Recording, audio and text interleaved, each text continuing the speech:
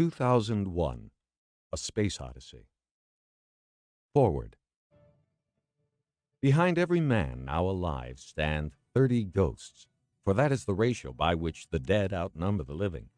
Since the dawn of time, roughly 100 billion human beings have walked the planet Earth.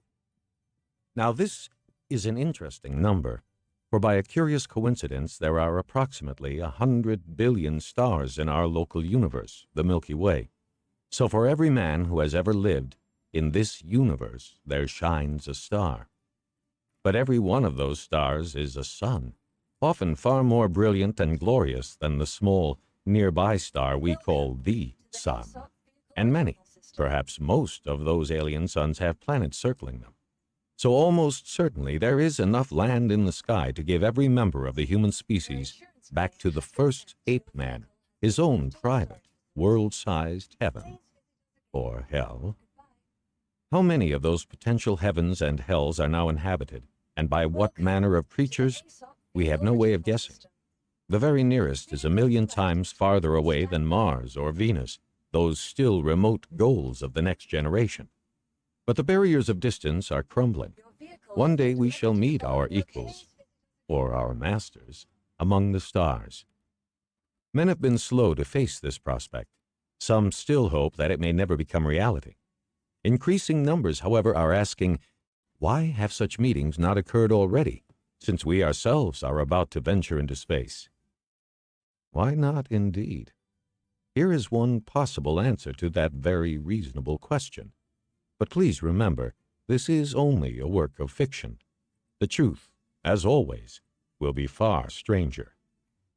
Arthur C. Clarke. Part 1. Primeval Night. Chapter 1. The Road to Extinction. The drought had lasted now for 10 million years, and the reign of the terrible lizards had long since ended. Here on the equator, in the continent which would one day be known as Africa, the battle for existence had reached a new climax of ferocity, and the victor was not yet in sight. In this barren and desiccated land, only the small, or the swift, or the fierce could flourish, or even hope to survive. The man-apes of the veldt were none of these things, and they were not flourishing. Indeed, they were already far down the road to racial extinction. About 50 of them occupied a group of caves overlooking a small, parched valley, which was divided by a sluggish stream fed from snows in the mountains 200 miles to the north. In bad times, the stream vanished completely, and the tribe lived in the shadow of thirst. It was always hungry, and now it was starving. When the first faint glow of dawn crept into the cave, Moon Watcher saw that his father had died in the night. He did not know that the Old One was his father, for such a relationship was utterly beyond his understanding, but as he looked at the emaciated body, he felt a dim disquiet that was the ancestor of sadness. The two babies were already whimpering for food, but became silent when Moon Watcher snarled at them. One of the mothers, defending the infant she could not properly feed, gave him an angry growl in return. He lacked the energy even to cuff her for her presumption. Now it was light enough to leave. Moon Watcher picked up the shriveled corpse and dragged it after him as he bent under the low overhang of the cave. Once outside, he threw the body over his shoulder and stood upright, the only animal in all this world able to do so. Among his kind, Moon Watcher was almost a giant. He was nearly 5 feet high, and though badly undernourished, weighed over 100 pounds. His hairy, muscular body was halfway between ape and man, but his head was already much nearer to man than ape. The forehead was low, and there were ridges over the eye sockets, yet he unmistakably held in his genes the promise of humanity. As he looked out upon the hostile world of the Pleistocene, there was already something in his gaze beyond the capacity of any ape. In those dark, deep-set eyes was a dawning awareness, the first intimations of an intelligence that could not possibly fulfill itself for ages yet, and might soon be extinguished forever. There was no sign of danger, so Moon Watcher began to scramble down the almost vertical slope outside the cave, only slightly hindered by his burden. As if they had been waiting for his signal, the rest of the tribe emerged from their own homes farther down the rock face and began to hasten toward the muddy waters of the stream for their morning drink. Moonwatcher looked across the valley to see if the others were in sight, but there was no trace of them. Perhaps they had not yet left their caves, or were already foraging farther along the hillside.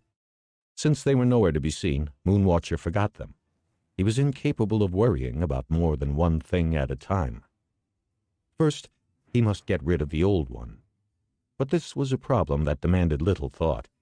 There had been many deaths this season, one of them in his own cave.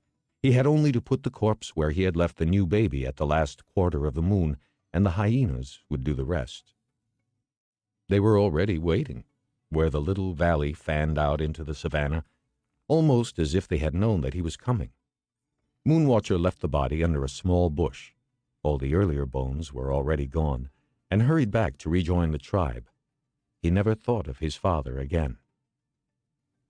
His two mates, the adults from the other caves, and most of the youngsters, were foraging among the drought-stunted trees farther up the valley, looking for berries, succulent roots and leaves, and occasional windfalls like small lizards or rodents. Only the babies and the feeblest of the old folk were left in the caves.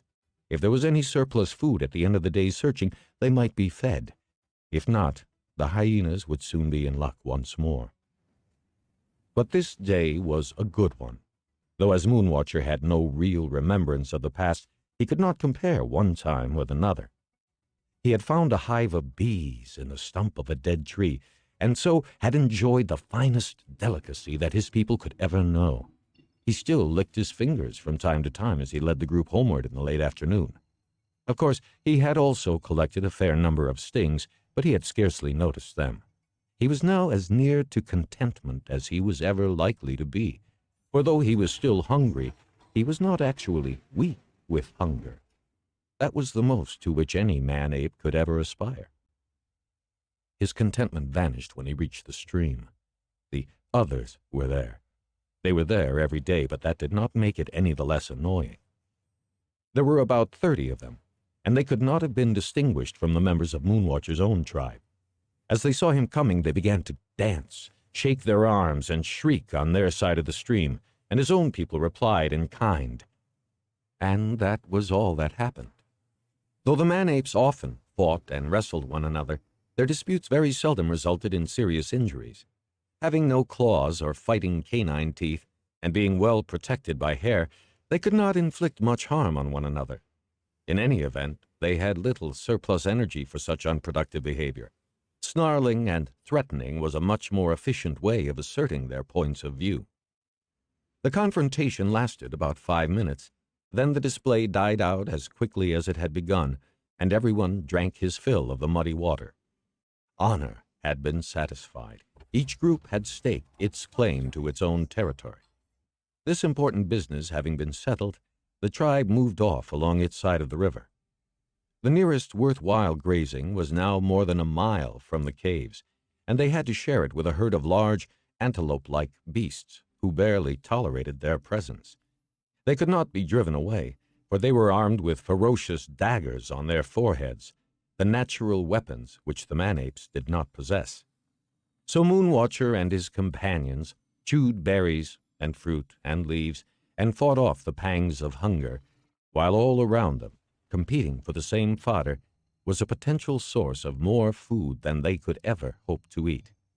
Yet the thousands of tons of succulent meat roaming over the savannah and through the bush was not only beyond their reach, it was beyond their imagination. In the midst of plenty, they were slowly starving to death. The tribe returned to its cave without incident in the last light of the day. The injured female who had remained behind cooed with pleasure as Moonwatcher gave her the berry-covered branch he had brought back and began to attack it ravenously. There was little enough nourishment here, but it would help her to survive until the wound the leopard had given her had healed, and she could forage for herself again. Over the valley a full moon was rising, and a chill wind was blowing down from the distant mountains. It would be very cold tonight, but cold, like hunger, was not a matter for any real concern. It was merely part of the background of life. Moonwatcher barely stirred when the shrieks and screams echoed up the slope from one of the lower caves, and he did not need to hear the occasional growl of the leopard to know exactly what was happening. Down there in the darkness, old White Hair and his family were fighting and dying, and the thought that he might help in some way never crossed Moonwatcher's mind. The harsh logic of survival ruled out such fancies, and not a voice was raised in protest from the listening hillside. Every cave was silent, lest it also attract disaster. The tumult died away, and presently Moonwatcher could hear the sound of a body being dragged over rocks.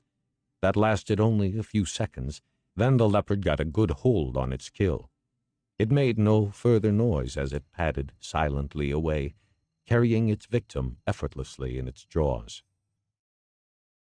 For a day or two there would be no further danger here, but there might be other enemies abroad, taking advantage of this cold little sun that shone only by night.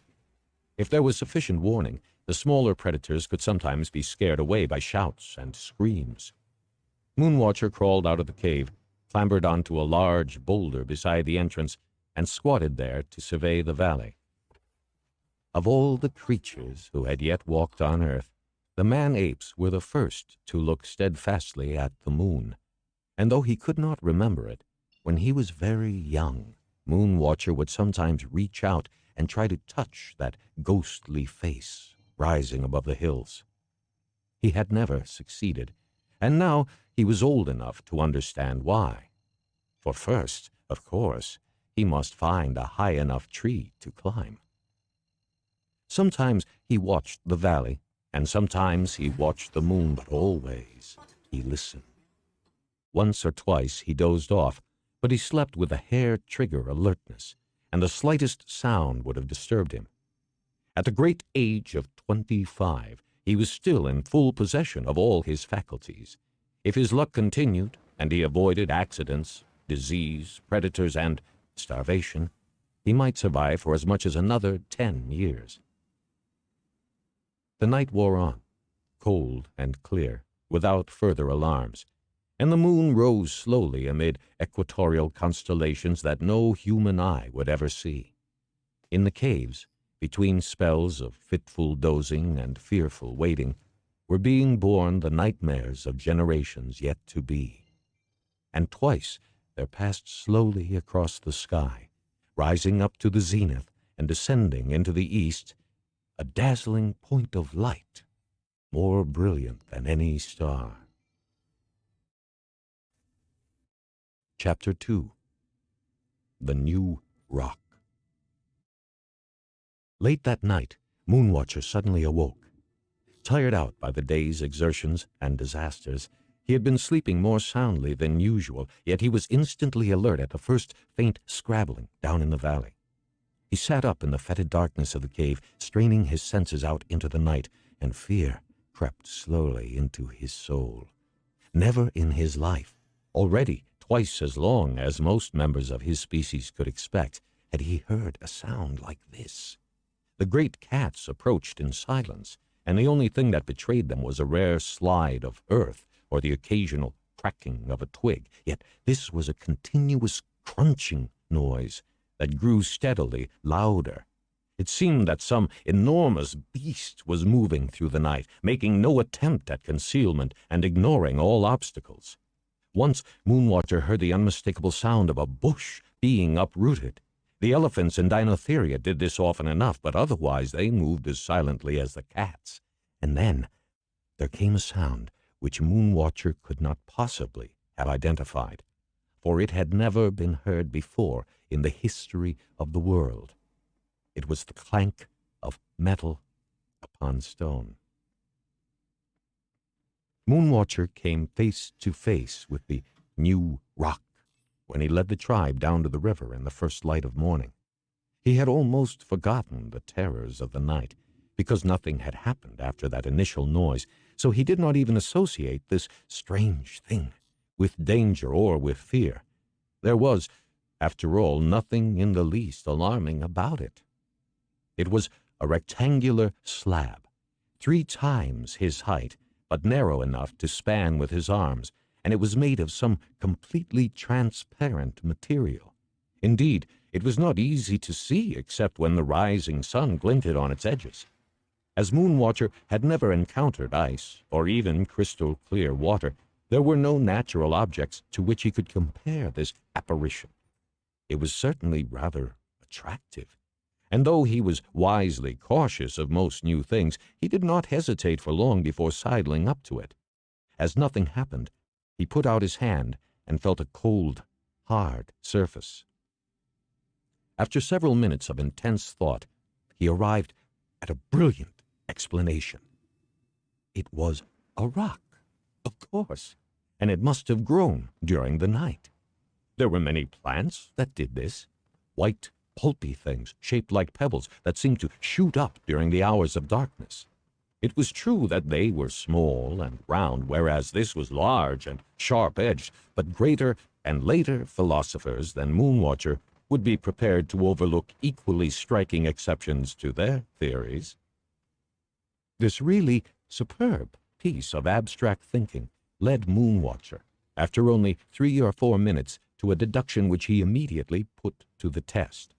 The white, round pebble plants were very tasty, though there were a few that produced violent illness. Perhaps this tall one? A few licks and attempted nibbles quickly disillusioned him. There was no nourishment here. So, like a sensible man-ape, he continued on his way to the river and forgot all about the crystalline monolith during the daily routine of shrieking at the others. The foraging today was very bad, and the tribe had to travel several miles from the caves to find any food at all. During the merciless heat of noon, one of the frailer females collapsed, far from any possible shelter. Her companions gathered round her, twittering and meeping sympathetically, but there was nothing that anyone could do. If they had been less exhausted, they might have carried her with them, but there was no surplus energy for such acts of kindness. She had to be left behind to recover or not with her own resources. They passed the spot on the homeward trek that evening. There was not a bone to be seen. In the last light of day, looking round anxiously for early hunters, they drank hastily at the stream and started to climb up to their caves. They were still 100 yards from the new rock when the sound began. It was barely audible, yet it stopped them dead, so that they stood paralyzed on the trail with their jaws hanging slackly. A simple, maddeningly repetitious vibration, it pulsed out from the crystal and hypnotized all who came within its spell. For the first time, and the last for 3 million years, the sound of drumming was heard in Africa. The throbbing grew louder, more insistent. Presently, the man-apes began to move forward like sleepwalkers toward the source of that compulsive sound. Sometimes they took little dancing steps as their blood responded to rhythms that their descendants would not create for ages yet. Totally entranced, they gathered round the monolith, forgetting the hardships of the day, the perils of the approaching dusk, and the hunger in their bellies. The drumming became louder, the night darker, and as the shadows lengthened and the light drained from the sky, the crystal began to glow. First, it lost its transparency and became suffused with a pale, milky luminescence. Tantalizing, ill-defined phantoms moved across its surface and in its depths. They coalesced into bars of light and shadow, then formed intermeshing, spoked patterns that began slowly to rotate. Faster and faster spun the wheels of light, and the throbbing of the drums accelerated with them. Now, utterly hypnotized, the man-apes could only stare slack-jawed into this astonishing display of pyrotechnics.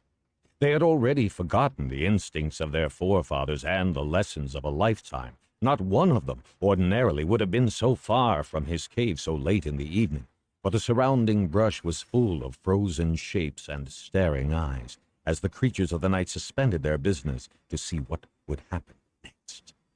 Now, the spinning wheels of light began to merge, and the spokes fused into luminous bars that slowly receded into the distance, rotating on their axes as they did so. They split into pairs, and the resulting sets of lines started to oscillate across one another, slowly changing their angles of intersection. Fantastic, fleeting geometrical patterns flickered in and out of existence as the glowing grids meshed and unmeshed, and the man-apes watched, mesmerized captives of the shining crystal. They could never guess that their minds were being probed, their bodies mapped, their reactions studied, their potentials evaluated. At first, the whole tribe remained half crouching in a motionless tableau, as if frozen into stone. Then, the man-ape nearest to the slab suddenly came to life. He did not move from his position, but his body lost its trance-like rigidity and became animated as if it were a puppet controlled by invisible strings. The head turned this way and that. The mouth silently opened and closed. The hands clenched and unclenched. Then he bent down, snapped off a long stalk of grass, and attempted to tie it into a knot with clumsy fingers.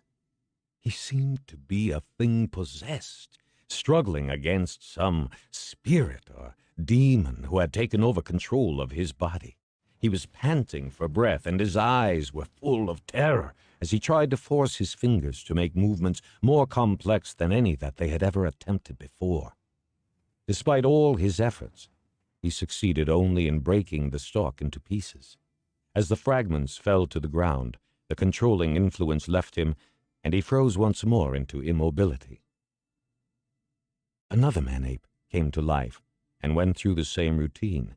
This was a younger, more adaptable specimen. It succeeded where the older one had failed. On the planet Earth, the first crude knot had been tied. Others did stranger and still more pointless things. Some held their hands out at arm's length and tried to touch their fingertips together, first with both eyes open, then with one closed. Some were made to stare at ruled patterns in the crystal, which became more and more finely divided until the lines had merged into a gray blur, and all heard single, pure sounds of varying pitch that swiftly sank below the level of hearing. When Moonwatcher's turn came, he felt very little fear. His main sensation was a dull resentment, as his muscles twitched and his limbs moved at commands that were not wholly his own. Without knowing why, he bent down and picked up a small stone. When he straightened up, he saw that there was a new image in the crystal slab.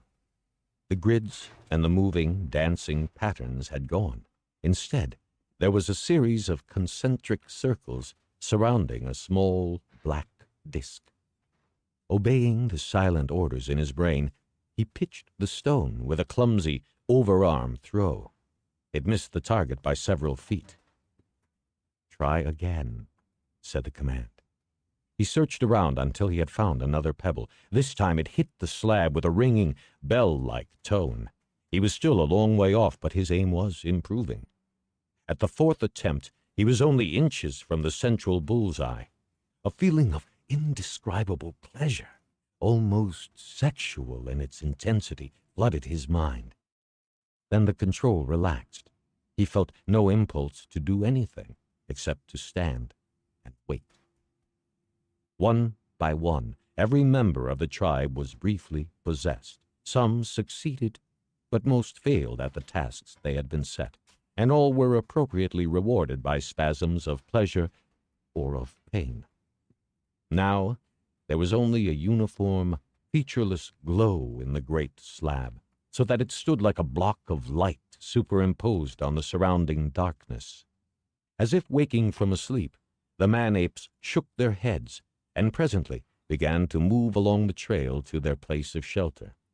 They did not look back or wonder at the strange light that was guiding them to their homes and to a future unknown as yet, even to the stars. Chapter 3. Academy. Moonwatcher and his companions had no recollection of what they had seen after the crystal had ceased to cast its hypnotic spell over their minds and to experiment with their bodies. The next day, as they went out to forage, they passed it with scarcely a second thought. It was now part of the disregarded background of their lives. They could not eat it, and it could not eat them, therefore it was not important. Down at the river, the others made their usual ineffectual threats. Their leader, a one-eared man-ape of Moonwatcher's size and age, but in poorer condition, even made a brief foray toward the tribe's territory, screaming loudly and waving his arms in an attempt to scare the opposition and to bolster his own courage. The water of the stream was nowhere more than a foot deep, but the farther One Ear moved out into it, the more uncertain and unhappy he became. Very soon he slowed to a halt, and then moved back with exaggerated dignity to join his companions. Otherwise, there was no change in the normal routine. The tribe gathered just enough nourishment to survive for another day, and no one died. And that night, the crystal slab was still waiting, surrounded by its pulsing aura of light and sound. The program it had contrived, however, was now subtly different. Some of the man-apes it ignored completely, as if it was concentrating on the most promising subjects. One of them was Moonwatcher. Once again, he felt inquisitive tendrils creeping down the unused byways of his brain, and presently he began to see visions. They might have been within the crystal block, they might have been wholly inside his mind. In any event, to Moonwatcher they were completely real. Yet somehow, the usual automatic impulse to drive off invaders of his territory had been lulled into quiescence.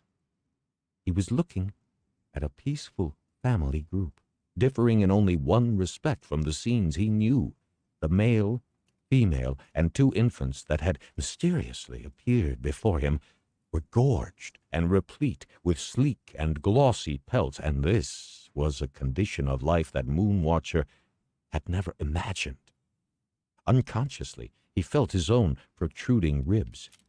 The ribs of these creatures were hidden in rolls of fat. From time to time they stirred lazily as they lolled at ease near the entrance of a cave, apparently at peace with the world. Occasionally, the big male emitted a monumental burp of contentment. There was no other activity, and after 5 minutes the scene suddenly faded out. The crystal was no more than a glimmering outline in the darkness. Moonwatcher shook himself as if awakening from a dream, abruptly realized where he was, and led the tribe back to the caves. He had no conscious memory of what he had seen, but that night, as he sat brooding at the entrance of his lair, his ears attuned to the noises of the world around him, Moonwatcher felt the first faint twinges of a new and potent emotion.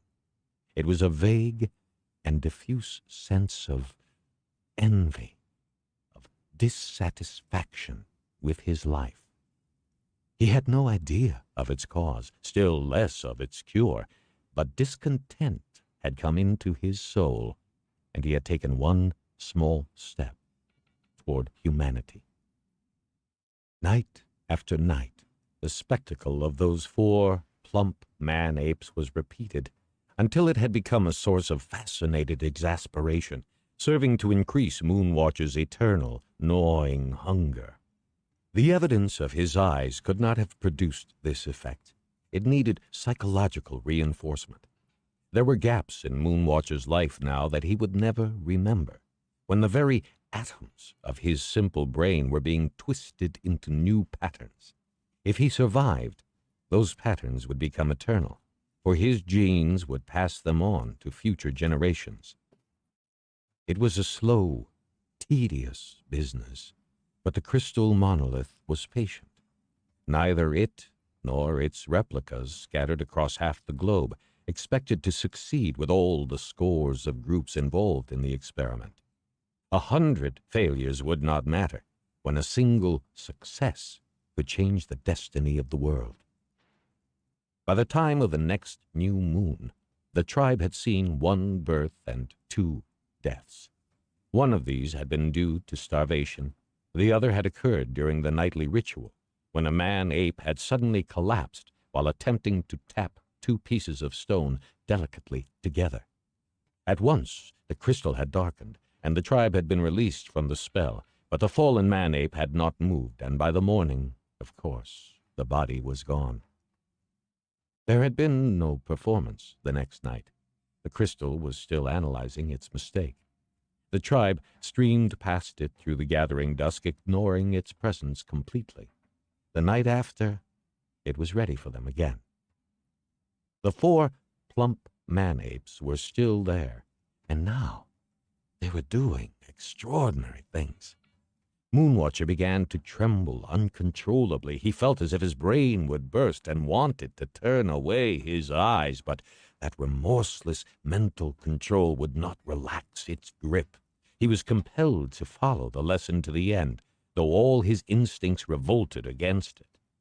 Those instincts had served his ancestors well in the days of warm rains and lush fertility, when food was to be had everywhere for the plucking. Now, times had changed, and the inherited wisdom of the past had become folly. The man-apes must adapt, or they must die, like the greater beasts who had gone before them and whose bones now lay sealed within the limestone hills. So Moonwatcher stared at the crystal monolith with unblinking eyes, while his brain lay open to its still uncertain manipulations. Often he felt nausea, but always he felt hunger, and from time to time his hands clenched unconsciously in the patterns that would determine his new way of life. As the line of warthogs moved, snuffling and grunting across the trail, Moonwatcher came to a sudden halt. Pigs and man-apes had always ignored each other, for there was no conflict of interest between them. Like most animals that did not compete for the same food, they merely kept out of each other's way. Yet now, Moonwatcher stood, looking at them, wavering back and forth uncertainly as he was buffeted by impulses which he could not understand. Then, as if in a dream, he started searching the ground, though for what he could not have explained, even if he had had the power of speech. He would recognize it when he saw it. It was a heavy, pointed stone about 6 inches long, and though it did not fit his hand perfectly, it would do. As he swung his hand around, puzzled by its suddenly increased weight, he felt a pleasing sense of power and authority. He started to move toward the nearest pig. It was a young and foolish animal, even by the undemanding standards of warthog intelligence. Though it observed him out of the corner of its eye, it did not take him seriously until much too late. Why should it suspect these harmless creatures of any evil intent? It went on rooting up the grass until Moonwatcher's stone hammer obliterated its dim consciousness. The remainder of the herd continued grazing unalarmed, for the murder had been swift and silent. All the other man-apes in the group had stopped to watch, and now they crowded round Moonwatcher and his victim with admiring wonder. Presently, one of them picked up the blood-stained weapon and began to pound the dead pig. Others joined in with any sticks and stones that they could gather until their target began a messy disintegration. Then they became bored. Some wandered off, while others stood hesitantly around the unrecognizable corpse, the future of a world waiting upon their decision. It was a surprisingly long time before one of the nursing females began to lick the gory stone she was holding in her paws. And it was longer still before Moonwatcher, despite all that he had been shown, really understood that he need never be hungry again. Chapter 4. The Leopard. The tools they had been programmed to use were simple enough. Yet they could change this world and make the man-apes its masters. The most primitive was the handheld stone. That multiplied many-fold the power of a blow. Then there was the bone club that lengthened the reach and could provide a buffer against the fangs or claws of angry animals. With these weapons, the limitless food that roamed the savannas was theirs to take. But they needed other aids, for their teeth and nails could not readily dismember anything larger than a rabbit. Luckily, nature had provided the perfect tools, requiring only the wit to pick them up. First, there was a crude but very efficient knife or saw of a model that would serve well for the next 3 million years. It was simply the lower jawbone of an antelope, with the teeth still in place. There would be no substantial improvement until the coming of steel. Then there was an awl, or dagger in the form of a gazelle horn, and finally a scraping tool made from the complete jaw of almost any small animal. The stone club, the toothed saw, the horn dagger, the bone scraper, these were the marvelous inventions which the man-apes needed in order to survive. Soon they would recognize them for the symbols of power that they were, but many months must pass before their clumsy fingers had acquired the skill or the will to use them.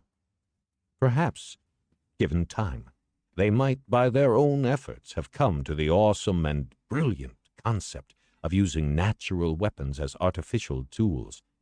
But the odds were all against them, and even now there were endless opportunities for failure in the ages that lay ahead. The man-apes had been given their first chance. There would be no second one. The future was, very literally, in their own hands. Moons waxed and waned. Babies were born and sometimes lived. Feeble, toothless 30-year-olds died. The leopard took its toll in the night. The others threatened daily across the river, and the tribe prospered. In the course of a single year, Moonwatcher and his companions had changed almost beyond recognition. They had learned their lessons well. Now they could handle all the tools that had been revealed to them. The very memory of hunger was fading from their minds, and though the warthogs were becoming shy, there were gazelles and antelopes and zebras in countless thousands on the plains. All these animals and others had fallen prey to the apprentice hunters. Now that they were no longer half-numbed with starvation, they had time both for leisure and for the first rudiments of thought. Their new way of life was now casually accepted, and they did not associate it in any way with the monolith still standing beside the trail to the river. If they had ever stopped to consider the matter, they might have boasted that they had brought about their improved status by their own efforts. In fact, they had already forgotten any other mode of existence. But no utopia is perfect, and this one had 2 blemishes. The first was the marauding leopard, whose passion for man-apes seemed to have grown even stronger now that they were better nourished. The second was the tribe across the river, for somehow the others had survived and had stubbornly refused to die of starvation. The leopard problem was resolved partly by chance, partly owing to a serious, indeed almost fatal, error on Moonwatcher's part. Yet at the time, his idea had seemed such a brilliant one that he had danced with joy, and perhaps he could hardly be blamed for overlooking the consequences. The tribe still experienced occasional bad days, though these no longer threatened its very survival. Toward dusk, it had failed to make a kill. The home caves were already in sight as Moonwatcher led his tired and disgruntled companions back to shelter, and there, on their very threshold, they found one of nature's rare bonanzas. A full-grown antelope was lying by the trail. Its foreleg was broken, but it still had plenty of fight in it, and the circling jackals gave its dagger-like horns a respectful berth. They could afford to wait. They knew that they had only to bide their time. But they had forgotten about the competition and retreated with angry snarls when the man-apes arrived. They too circled warily, keeping beyond the range of those dangerous horns. Then they moved to the attack with clubs and stones. It was not a very effective or coordinated attack. By the time the wretched beast had been given its quietus, the light had almost gone, and the jackals were regaining their courage. Moonwatcher, torn between fear and hunger, slowly realized that all this effort might have been in vain. It was too dangerous to stay here any longer. Then, not for the first or the last time, he proved himself a genius. With an immense effort of imagination, he visualized the dead antelope in the safety of his own cave. He began to drag it toward the cliff face. Presently, the others understood his intentions and began to help him. If he had known how difficult the task would be, he would never have attempted it. Only his great strength and the agility inherited from his arboreal ancestors allowed him to haul the carcass up the steep slope. Several times, weeping with frustration, he almost abandoned his prize, but a stubbornness as deep-seated as his hunger drove him on. Sometimes the others helped him, sometimes they hindered, more often they merely got in the way, but finally it was done. The battered antelope was dragged over the lip of the cave as the last hues of sunlight faded from the sky, and the feasting began. Hours later, gorged to repletion, Moonwatcher awoke. Not knowing why, he sat up in the darkness among the sprawled bodies of his equally satiated companions and strained his ears into the night. There was no sound, except the heavy breathing around him. The whole world seemed asleep. The rocks beyond the mouth of the cave were pale as bone in the brilliant light from the moon now high overhead. Any thought of danger seemed infinitely remote. Then, from a long way off, came the sound of a falling pebble. Fearful, yet inquisitive, Moonwatcher crawled out onto the edge of the cave and peered down the face of the cliff. What he saw left him so paralyzed with fright that for long seconds he was unable to move. Only 20 feet below, two gleaming golden eyes were staring straight up at him. They held him so hypnotized with fear that he was scarcely aware of the lithe, streaked body behind them, flowing smoothly and silently from rock to rock. Never before had the leopard climbed so high. It had ignored the lower caves, though it must have been well aware of their inhabitants. Now it was after other game. It was following the spoor of blood up the moon-washed face of the cliff. Seconds later, the night was made hideous by the shrieks of alarm from the man-apes in the cave above. The leopard gave a snarl of fury as it realized that it had lost the element of surprise, but it did not check its advance, for it knew that it had nothing to fear. It reached the ledge and rested for a moment on the narrow open space. The scent of blood was all around, filling its fierce and tiny mind with one overwhelming desire. Without hesitation, it padded silently into the cave. And here it made its first error, for as it moved out of the moonlight, even its superbly night-adapted eyes were at a momentary disadvantage. The man-apes could see it, partly silhouetted against the opening of the cave, more clearly than it could see them. They were terrified, but they were no longer utterly helpless. Snarling and lashing its tail in arrogant confidence, the leopard advanced in search of the tender food that it craved. Had it met its prey in the open, it would have had no problems, but now that the man-apes were trapped, desperation had given them the courage to attempt the impossible, and for the first time they had the means to achieve it. The leopard knew that something was wrong when it felt a stunning blow on its head. It lashed out with its forepaw and heard a shriek of agony as its claws slashed through soft flesh. Then there was a piercing pain as something sharp drove into its flanks once, twice, and yet a third time. It whirled around to strike at the shadows, screaming and dancing on all sides. Again there was a violent blow as something caught it across the snout.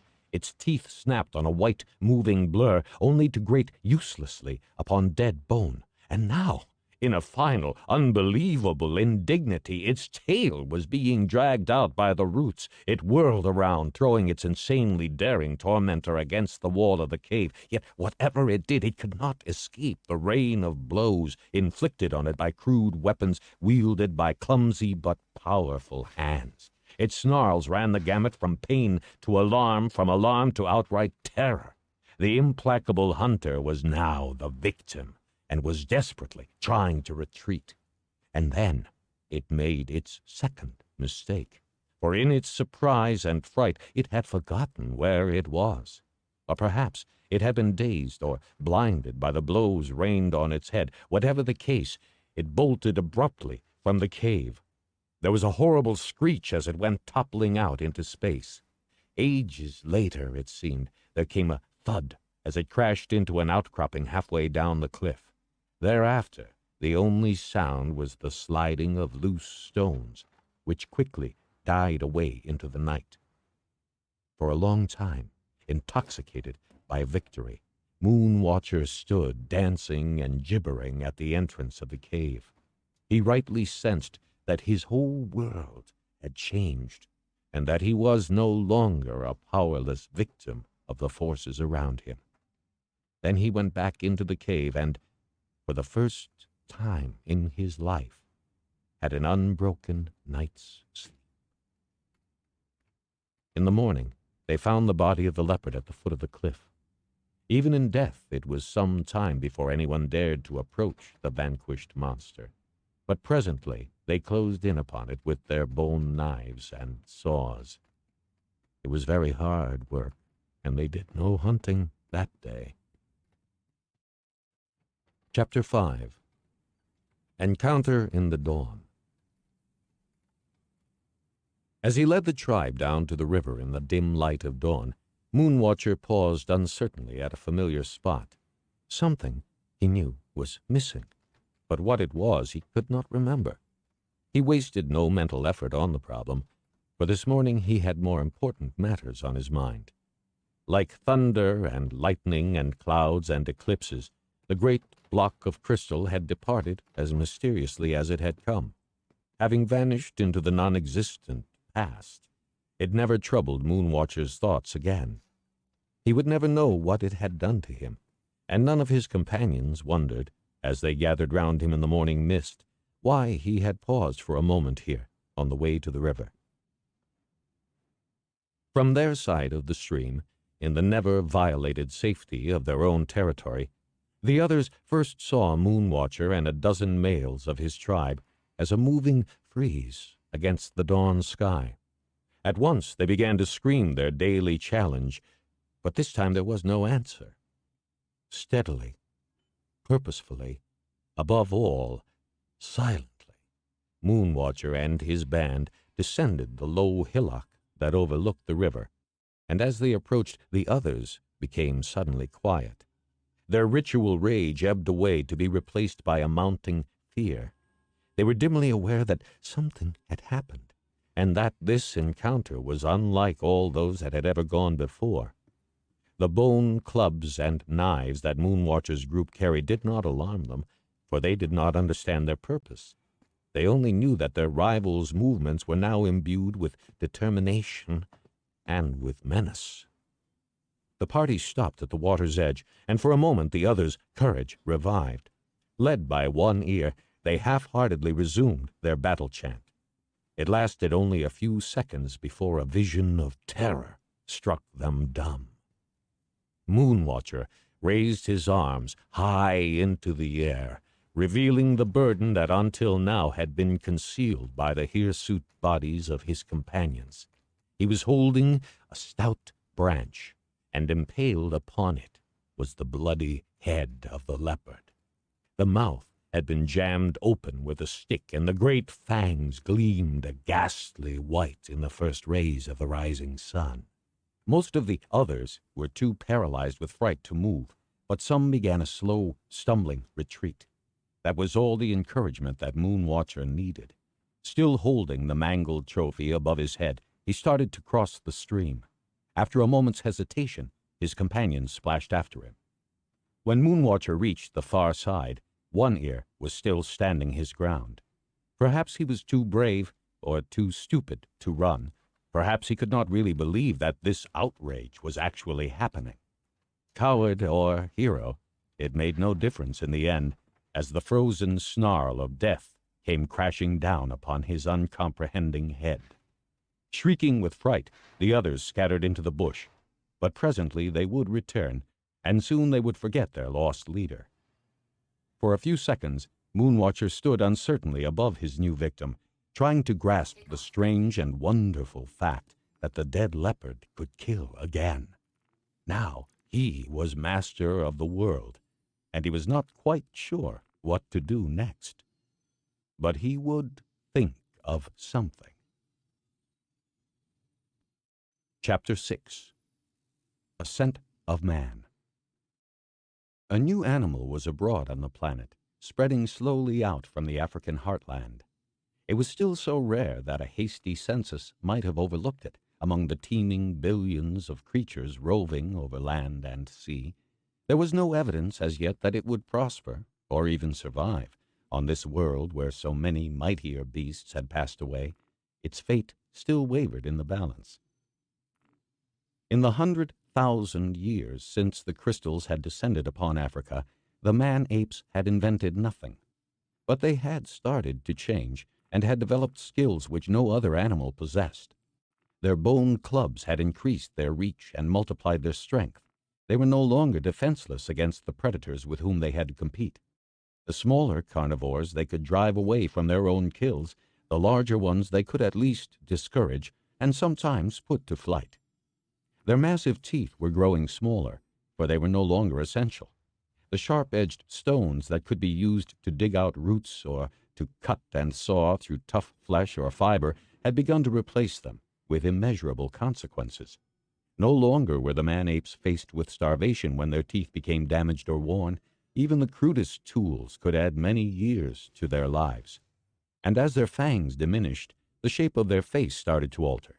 The snout receded, the massive jaw became more delicate, the mouth able to make more subtle sounds.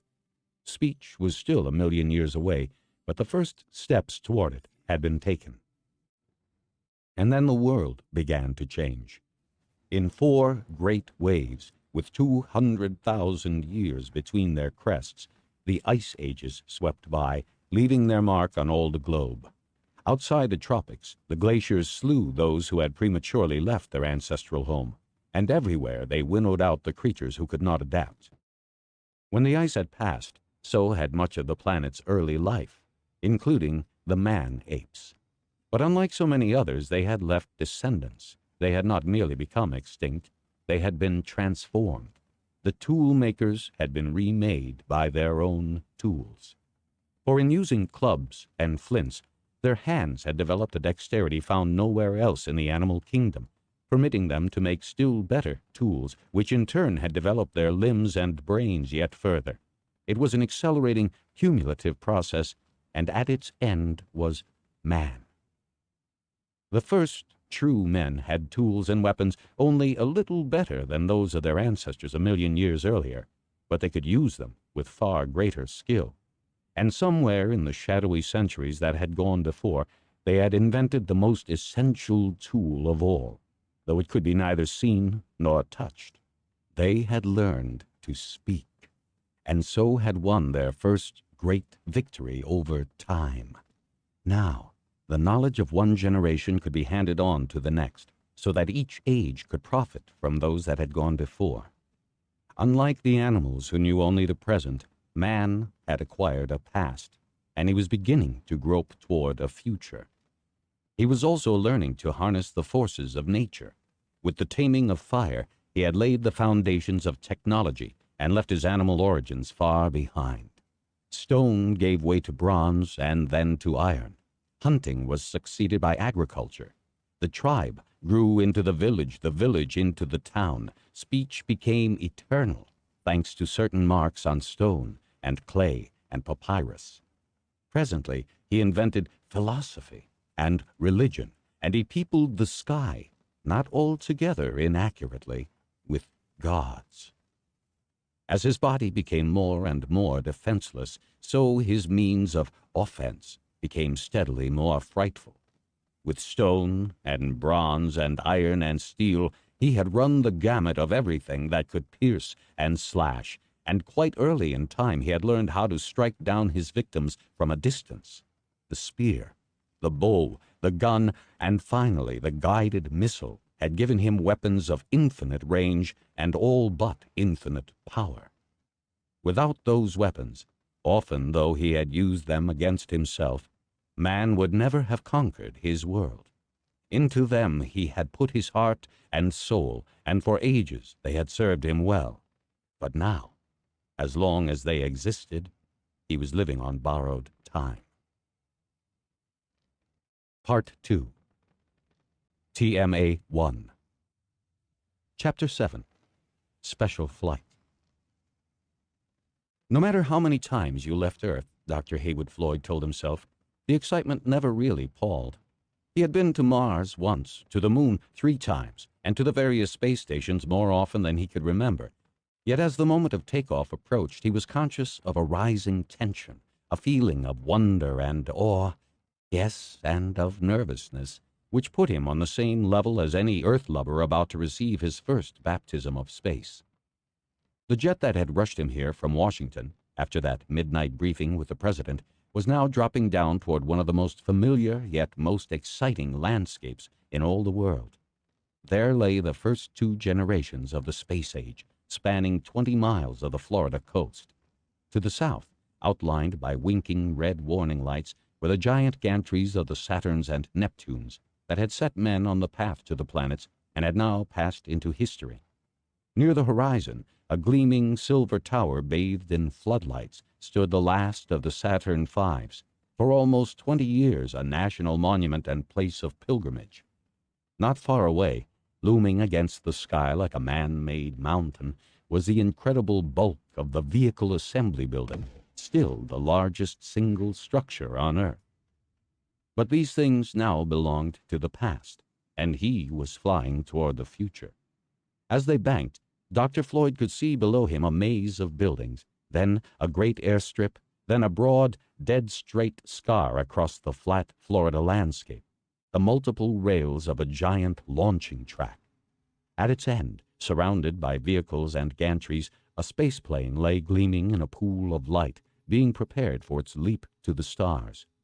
In a sudden failure of perspective, brought on by his swift changes of speed and height, it seemed to Floyd that he was looking down on a small silver moth caught in the beam of a flashlight. Then, the tiny, scurrying figures on the ground brought home to him the real size of the spacecraft. It must have been 200 feet across the narrow V of its wings, and that enormous vehicle, Floyd told himself with some incredulity, yet also with some pride, is waiting for me. As far as he knew, it was the first time that an entire mission had been set up to take a single man to the moon. Though it was 2 o'clock in the morning, a group of reporters and cameramen intercepted him on his way to the floodlit Orion 3 spacecraft. He knew several of them by sight, for as chairman of the National Council of Astronautics, the news conference was part of his way of life. This was neither the time nor the place for one, and he had nothing to say, but it was important not to offend the gentlemen of the communications media. Dr. Floyd, I'm Jim Forster of Associated News. Could you give us a few words about this flight of yours? I'm very sorry, I can't say anything. But you did meet with the president earlier this evening? Asked a familiar voice. Hello, Mike. I'm afraid you're being dragged out of bed for nothing. Definitely no comment. Can you at least confirm or deny that some kind of epidemic has broken out on the moon? A TV reporter asked, managing to jog alongside and keep Floyd properly framed in his miniature TV camera. Sorry, said Floyd, shaking his head. What about the quarantine? Asked another reporter. How long will it be kept on? Still no comment. Dr. Floyd, demanded a very short and determined lady of the press, what possible justification can there be for this total blackout of news from the moon? Has it anything to do with the political situation? What political situation? Floyd asked dryly. There was a sprinkle of laughter, and someone called, Have a good trip, Doctor, as he made his way into the sanctuary of the boarding gantry. As long as he could remember, it had been not a situation so much as a permanent crisis. Since the 1970s, the world had been dominated by two problems which, ironically, tended to cancel each other out. Though birth control was cheap, reliable, and endorsed by all the main religions, it had come too late. The population of the world was now 6 billion, a third of them in the Chinese Empire.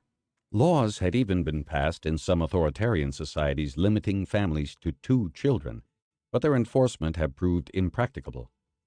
As a result, food was short in every country. Even the United States had meatless days, and widespread famine was predicted within 15 years, despite heroic efforts to farm the sea and to develop synthetic foods.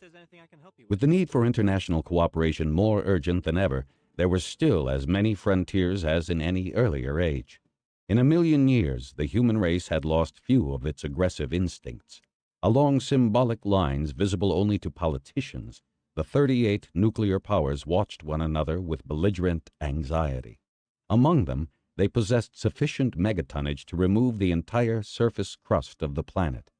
Although there had been, miraculously, no use of atomic weapons, this situation could hardly last forever. And now, for their own inscrutable reasons, the Chinese were offering to the smallest have-not nations a complete nuclear capability of 50 warheads and delivery systems. The cost was under $200 million, and easy terms could be arranged. Perhaps they were only trying to shore up their sagging economy by turning obsolete weapons systems into hard cash, as some observers had suggested. Or perhaps they had discovered methods of warfare so advanced that they no longer had need of such toys. There had been talk of radio hypnosis from satellite transmitters, compulsion viruses, and blackmail by synthetic diseases for which they alone possessed the antidote. These charming ideas were almost certainly propaganda or pure fantasy, but it was not safe to discount any of them.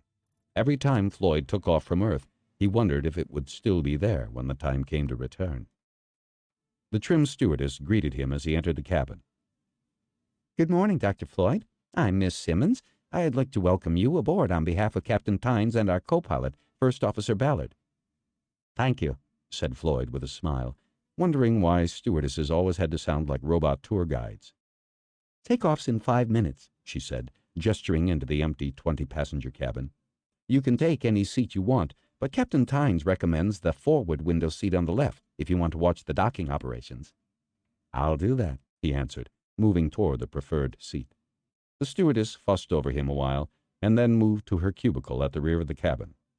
Floyd settled down in his seat, adjusted the safety harness around waist and shoulders, and strapped his briefcase to the adjacent seat. A moment later, the loudspeaker came on with a soft popping noise. "Good morning," said Miss Simmons' voice. "This is Special Flight 3, Kennedy to Space Station 1. She was determined, it seemed, to go through the full routine for her solitary passenger, and Floyd could not resist a smile as she continued inexorably. Our transmit time will be 55 minutes. Maximum acceleration will be 2G, and we will be weightless for 30 minutes. Please do not leave your seat until the safety sign is lit." Floyd looked over his shoulder and called, "Thank you." He caught a glimpse of a slightly embarrassed but charming smile. He leaned back into his seat and relaxed. This trip, he calculated, would cost the taxpayers slightly over $1 million. If it was not justified, he would be out of his job. But he could always go back to the university and to his interrupted studies of planetary formation. "Auto countdown procedures all go," the captain's voice said over the speaker with the soothing sing-song used in RT chat. "Lift off in 1 minute." As always, it seemed more like an hour. Floyd became acutely aware of the gigantic forces coiled up around him, waiting to be released. In the fuel tanks of the 2 spacecraft and in the power storage system of the launching track was pent up the energy of a nuclear bomb, and it would all be used to take him a mere 200 miles from Earth. There was none of the old-fashioned 5, 4, 3, 2, 1, 0 business, so tough on the human nervous system. "Launching in 15 seconds. You will be more comfortable if you start breathing deeply." That was good psychology, and good physiology. Floyd felt himself well charged with oxygen and ready to tackle anything when the launching track began to sling its 1,000-ton payload out over the Atlantic.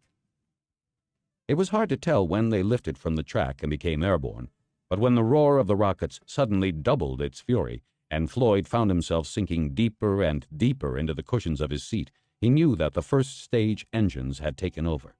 He wished he could look out of the window, but it was an effort even to turn his head. Yet there was no discomfort. Indeed, the pressure of acceleration and the overwhelming thunder of the motors produced an extraordinary euphoria. His ears ringing, the blood pounding in his veins, Floyd felt more alive than he had for years. He was young again. He wanted to sing aloud, which was certainly safe, for no one could possibly hear him. The mood passed swiftly as he suddenly realized that he was leaving Earth and everything he had ever loved. Down there were his 3 children, motherless since his wife had taken that fatal flight to Europe 10 years ago. 10 years? Impossible. Yet it was so. Perhaps, for their sake, he should have remarried. He had almost lost sense of time when the pressure and the noise abruptly slackened, and the cabin speaker announced, Preparing to separate from lower stage, and here we go. There was a slight jolt, and suddenly Floyd recalled a quotation of Leonardo da Vinci's, which he had once seen displayed in a NASA office. The great bird will take its flight on the back of the great bird, bringing glory to the nest where it was born. Well, the great bird was flying now, beyond all the dreams of Da Vinci, and its exhausted companion was winging back to Earth. In a 10,000-mile arc, the empty lower stage would glide down into the atmosphere, trading speed for distance as it homed on Kennedy. In a few hours, serviced and refueled, it would be ready again to lift another companion toward the shining silence which it could never reach. Now, thought Floyd, we are on our own, more than halfway to orbit. When the acceleration came on again, as the upper stage rockets fired, the thrust was much more gentle. Indeed, he felt no more than normal gravity. But it would have been impossible to walk, since up was straight toward the front of the cabin. If he had been foolish enough to leave his seat, he would have crashed at once against the rear wall. This effect was a little disconcerting, for it seemed that the ship was standing on its tail. To Floyd, who was at the very front of the cabin, all the seats appeared to be fixed on a wall dropping vertically beneath him. He was doing his best to ignore this uncomfortable illusion when dawn exploded outside the ship. In seconds, they shot through veils of crimson and pink and gold and blue into the piercing white of day. Though the windows were heavily tinted to reduce the glare, the probing beams of sunlight that now slowly swept across the cabin left Floyd half blinded for several minutes. He was in space, yet there was no question of being able to see the stars. He shielded his eyes with his hands and tried to peer through the window beside him. Out there, the swept-back wing of the ship was blazing like white-hot metal in the reflected sunlight. There was utter darkness all around it, and the darkness must be full of stars, but it was impossible to see them. Weight was slowly ebbing. The rockets were being throttled back as the ship eased itself into orbit. The thunder of the engines dropped to a muted roar, then a gentle hiss, then died into silence. If it had not been for the restraining straps, Floyd would have floated out of his seat. His stomach felt as if it was going to do so anyway. He hoped that the pills he had been given half an hour and 10,000 miles ago would perform as per specifications. He had been spacesick just once in his career, and that was much too often. The pilot's voice was firm and confident as it came over the cabin speaker. Please observe all zero-G regulations. We will be docking at Space Station 1 in 45 minutes. The stewardess came walking up the narrow corridor to the right of the closely spaced seats. There was a slight buoyancy about her steps, and her feet came away from the floor reluctantly, as if entangled in glue. She was keeping to the bright yellow band of Velcro carpeting that ran the full length of the floor and of the ceiling. The carpet and the soles of her sandals were covered with myriads of tiny hooks, so that they clung together like burrs. This trick of walking in free fall was immensely reassuring to disoriented passengers. "Would you like some coffee or tea, Dr. Floyd?" she asked cheerfully. "No, thank you," he smiled. He always felt like a baby when he had to suck at one of those plastic drinking tubes. The stewardess was still hovering anxiously around him as he popped open his briefcase and prepared to remove his papers. "Dr. Floyd, may I ask you a question?" "Certainly," he answered, looking up over his glasses. "My fiancé is a geologist at Clavius," said Miss Simmons, measuring her words carefully, "and I haven't heard from him for over a week." "I'm sorry to hear that. Maybe he's away from his base and out of touch." She shook her head. "He always tells me when that's going to happen, and you can imagine how worried I am with all these rumors. Is it really true about an epidemic on the moon?" "If it is, there's no cause for alarm. Remember, there was a quarantine back in '98 over that mutated flu virus? A lot of people were sick, but no one died. And that's really all I can say," he concluded firmly. Miss Simmons smiled pleasantly and straightened up. "Well, thank you anyway, Doctor. I'm sorry to have bothered you." "No bother at all," he said gallantly, but not very accurately. Then he buried himself in his endless technical reports in a desperate last-minute assault on the usual backlog. He would have no time for reading when he got to the moon. Chapter 8. Orbital Rendezvous. Half an hour later, the pilot announced, "We make contact in 10 minutes. Please check your seat harness." Floyd obeyed and put away his papers. It was asking for trouble to read during the celestial juggling act which took place during the last 300 miles. Best to close one's eyes and relax while the spacecraft was nudged back and forth with brief bursts of rocket power. A few minutes later, he caught his first glimpse of Space Station 1, only a few miles away. The sunlight glinted and sparkled from the polished metal surfaces of the slowly revolving 300-yard diameter disk. Not far away, drifting in the same orbit, was a swept-back Titov 5 spaceplane, and close to that an almost spherical Ares 1B, the workhorse of space, with the 4 stubby legs of its lunar landing shock absorbers jutting from one side. The Orion 3 spacecraft was descending from a higher orbit, which brought the Earth into spectacular view behind the station. From his altitude of 200 miles, Floyd could see much of Africa and the Atlantic Ocean.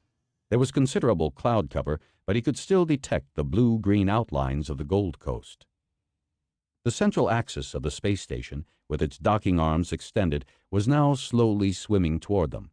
Unlike the structure from which it sprang, it was not rotating. Or rather, it was running in reverse at a rate which exactly countered the station's own spin. Thus, a visiting spacecraft could be coupled to it for the transfer of personnel or cargo without being whirled disastrously around. With the softest of thuds, ship and station made contact. There were metallic, scratching noises from outside, then the brief hissing of air as pressures equalized. A few seconds later, the airlock door opened, and a man wearing the light, close-fitting slacks and short-sleeved shirt, which was almost the uniform of space station personnel, came into the cabin. "Pleased to meet you, Dr. Floyd. I'm Nick Miller, station security. I'm to look after you until the shuttle leaves." They shook hands, then Floyd smiled at the stewardess and said, "Please give my compliments to Captain Tynes and thank him for the smooth ride. Perhaps I'll see you on the way home." Very cautiously, it was more than a year since he had last been weightless, and it would be some time before he regained his space legs, he hauled himself hand over hand through the airlock and into the large circular chamber at the axis of the space station. It was a heavily padded room, its walls covered with recessed handholds. Floyd gripped one of these firmly while the whole chamber started to rotate until it matched the spin of the station. As it gained speed, faint and ghostly gravitational fingers began to clutch at him, and he drifted slowly toward the circular wall. Now he was standing, swaying back and forth gently like seaweed in the surge of the tide, on what had magically become a curving floor. The centrifugal force of the station's spin had taken hold of him. It was very feeble here, so near the axis, but would increase steadily as he moved outward. From the central transit chamber, he followed Miller down a curving stair. At first his weight was so slight that he had almost to force himself downward by holding onto the handrail. Not until he reached the passenger lounge on the outer skin of the great revolving disc had he acquired enough weight to move around almost normally. The lounge had been redecorated since his last visit and had acquired several new facilities. Besides the usual chairs, small tables, restaurant, and post office, there were now a barber shop, drugstore, movie theater, and a souvenir shop selling photographs and slides of lunar and planetary landscapes, guaranteed genuine pieces of Lunix, Rangers, and Surveyors, all neatly mounted in plastic and exorbitantly priced. "Can I get you anything while we're waiting?" Miller asked. "We board in about 30 minutes. I could do with a cup of black coffee, 2 lumps, and I'd like to call Earth." "Right, Doctor. I'll get the coffee. The phones are over there." The picturesque booths were only a few yards from a barrier with 2 entrances labeled "Welcome to the U.S. Section" and "Welcome to the Soviet Section." Beneath these were notices which read, in English, Russian, and Chinese, French, German, and Spanish, "Please have ready your passport, visa, medical certificate, transportation permit, weight declaration." There was a rather pleasant symbolism about the fact that as soon as they had passed through the barriers, in either direction, passengers were free to mix again. The division was purely for administrative purposes. Floyd, after checking that the area code for the United States was still 81, punched his 12-digit home number, dropped his plastic all-purpose credit card into the pay slot, and was through in 30 seconds.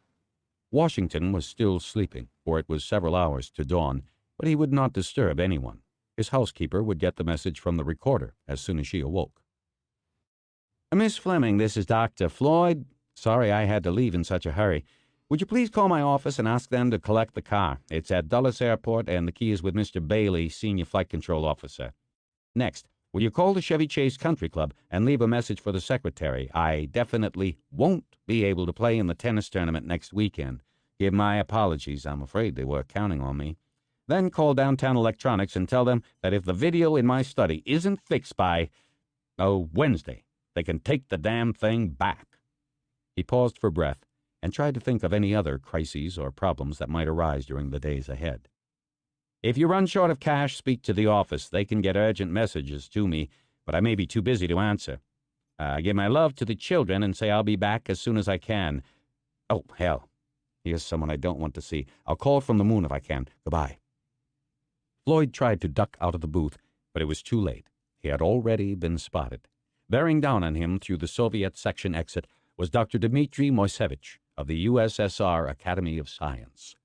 Dmitry was one of Floyd's best friends, and for that very reason, he was the last person he wished to talk to, here and now. Chapter 9. Moon Shuttle.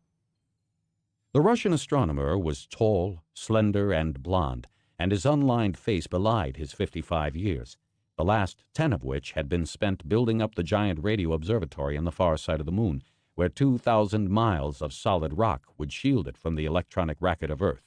"Why, Haywood," he said, shaking hands firmly. "It's a small universe. How are you? And your charming children?" "We're fine," Floyd replied warmly, but with a slightly distracted air. "We often talk about the wonderful time you gave us last summer." He was sorry he could not sound more sincere. They really had enjoyed a week's vacation in Odessa with Dmitri during one of the Russians' visits to Earth. "And you? I suppose you are on your way up?" Dmitri inquired.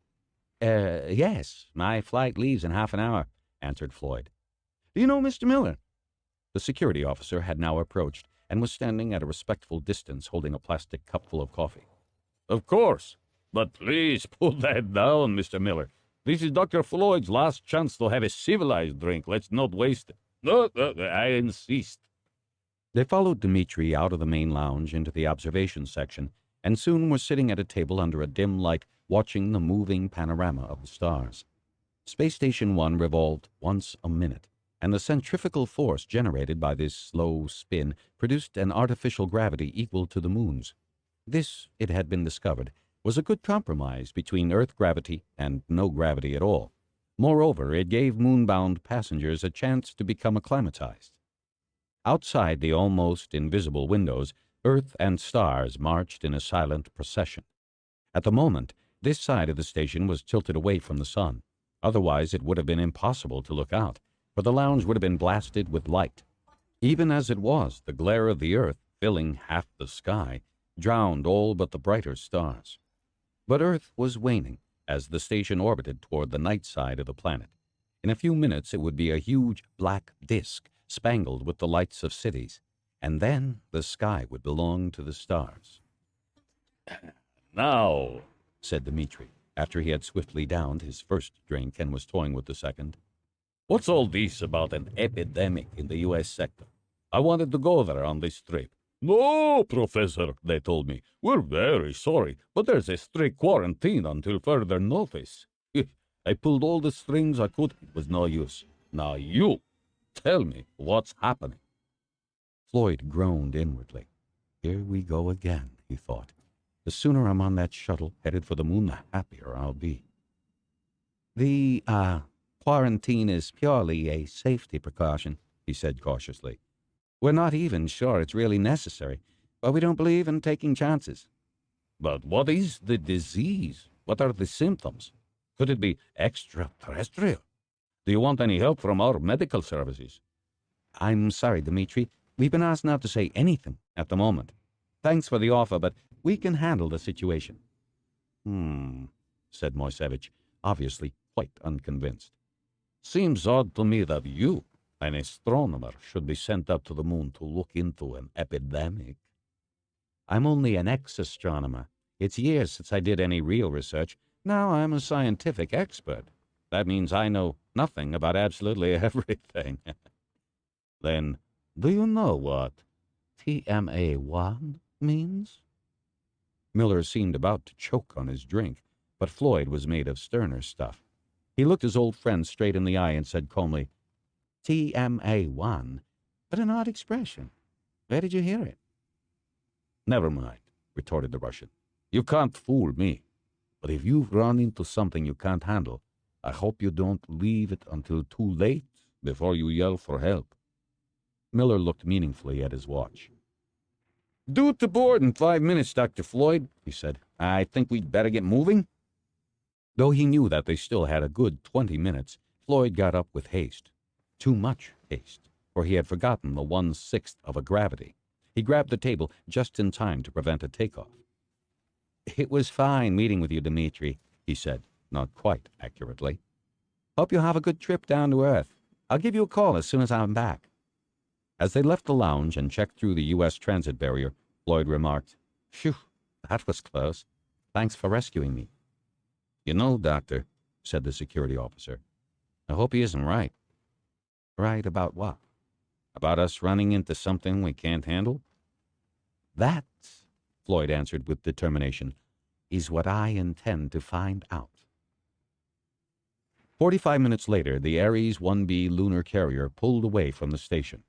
There was none of the power and fury of a takeoff from Earth, only an almost inaudible, far-off whistling as the low-thrust plasma jets blasted their electrified streams into space. The gentle push lasted for more than 15 minutes, and the mild acceleration would not have prevented anyone from moving around the cabin. But when it was over, the ship was no longer bound to Earth, as it had been while it still accompanied the station. It had broken the bonds of gravity, and was now a free and independent planet, circling the sun in an orbit of its own. The cabin Floyd now had all to himself had been designed for 30 passengers. It was strange and rather lonely to see all the empty seats around him and to have the undivided attention of the steward and stewardess, not to mention pilot, co-pilot, and 2 engineers. He doubted that any man in history had ever received such exclusive service, and it was most unlikely that anyone would do so in the future. He recalled the cynical remark of one of the less reputable pontiffs. Now that we have the papacy, let us enjoy it. Well, he would enjoy this trip and the euphoria of weightlessness. With the loss of gravity, he had, at least for a while, shed most of his cares. Someone had once said that you could be terrified in space, but you could not be worried there. It was perfectly true. The stewards, it appeared, were determined to make him eat for the whole 25 hours of the trip, and he was continually fending off unwanted meals. Eating in zero gravity was no real problem, contrary to the dark forebodings of the early astronauts. He sat at an ordinary table, to which the plates were clipped, as aboard ship in a rough sea. All the courses had some element of stickiness, so that they would not take off and go wandering around the cabin. Thus, a chop would be glued to the plate by a thick sauce, and a salad kept under control by an adhesive dressing. With a little skill and care, there were few items that could not be tackled safely. The only things banned were hot soups and excessively crumbly pastries. Drinks, of course, were a different matter. All liquids simply had to be kept in plastic squeeze bottles. A whole generation of research by heroic but unsung volunteers had gone into the design of the washroom, and it was now considered to be more or less foolproof. Floyd investigated it soon after freefall had begun. He found himself in a little cubicle with all the fittings of an ordinary airline toilet, but illuminated with a red light that was very harsh and unpleasant to the eye. A notice printed in prominent letters announced, "Most important, for your own comfort, please read these instructions carefully." Floyd sat down, one still tended to do so even when weightless, and read the notice several times. When he was sure that there had been no modifications since his last trip, he pressed the start button. Close at hand, an electric motor began to whir, and Floyd felt himself moving. As the notice advised him to do, he closed his eyes and waited.